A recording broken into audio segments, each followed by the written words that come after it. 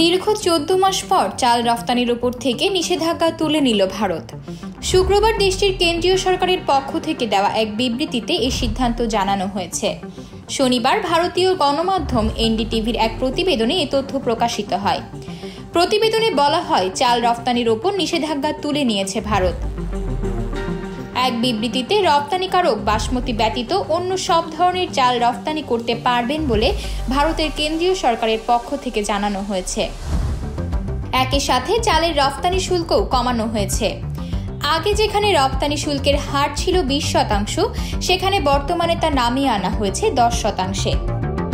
এর আগে 2023 সালের জুলাই মাসে চালের অভ্যন্তরীণ সরবরাহ নিশ্চিত করতে এবং দাম নিয়ন্ত্রণে রাখতে নিষেধাজ্ঞা জারি করে ভারত। এদিকে ভারত সরকারের এই সিদ্ধান্তকে স্বাগত জানিয়েছে রফতানিকারকেরা।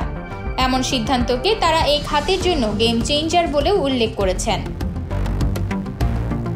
রাইস ভিলের সিইও সুরজ আগরওয়াল বলেছেন, নিষেধাজ্ঞা তুলে নেওয়ার সিদ্ধান্তে কৃষি খাতের ব্যাপক উন্নতি ঘটবে। সরকারের এই ধরনের পদক্ষেপ শুধুমাত্র রফতানিকারকদের আয়কে বাড়িয়ে তুলবে না, বরং কৃষকদের ক্ষমতায়ন করবে। এতে একদিকে যেমন আন্তর্জাতিক বাজারে চালের দাম কমে আসবে, অন্যদিকে কৃষকরাও লাভবান হবেন।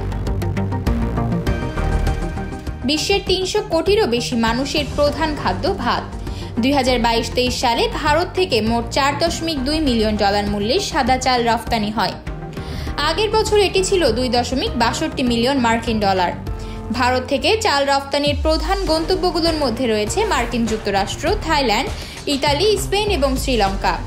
অভ্যন্তরীণ বাজারে সাদা চালের পর্যাপ্ত প্রাপ্যতা নিশ্চিত করতে এবং স্থানীয় মূল্য বৃদ্ধি কমাতে ভারত সরকার রফতানি নীতি সংশোধন করে, যার ফলে দীর্ঘ 14 মাস পর চাল রফতানির উপর নিষেধাজ্ঞা তুলে নিল দেশটি।